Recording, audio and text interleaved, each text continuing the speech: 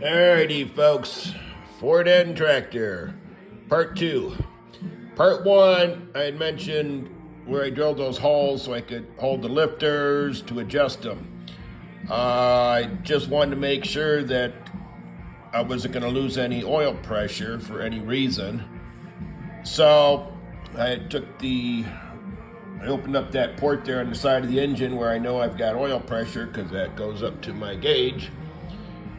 So I put air in there, and no, everything's fine. There's nothing to worry about there.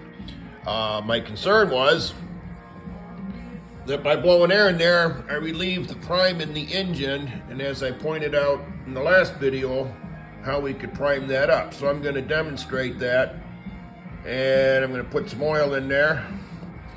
Now, I've already done this. I rotated the engine backwards so that the oil pump would suck up the oil. Now I'm going to hit my crappy sounding starter and verify I got oil pressure.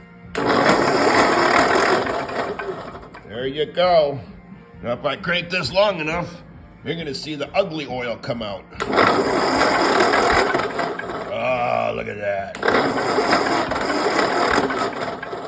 I guarantee you that engine is reprimed. So understand that. Now, by the way, there's a lot that can be said about the valve train on this. I'm sure that your engine block has been updated to get the adjustable type tappets or lifters. This valve train is absolutely incredible on this. All you gotta do is pull the cylinder head, and you got these clips that basically hold the entire valve guide spring in the engine as an assembly. And it's a matter of going up through these ports. Well, the lighting is really bad, trust me on this, but you got to make a tool and push down on the top of the valve seat. You'll see it. When you push down on the top of the valve seat, now you can remove the clip. You pull that clip out, and you got to work that assembly out, but that assembly is going to come right up through the cylinder head.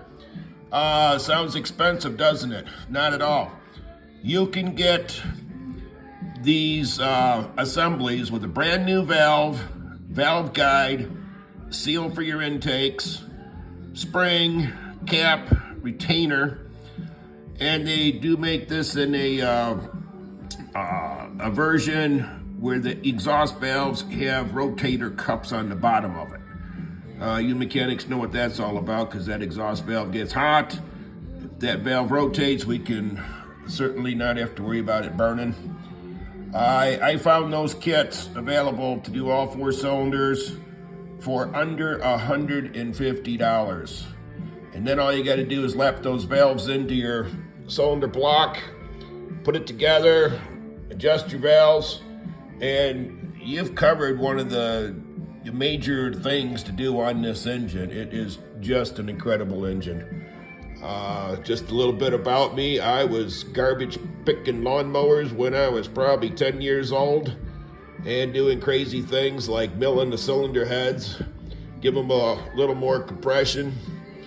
I've always loved the flathead. Just one cool thing. Alrighty, we're done with part 2. Have a good night.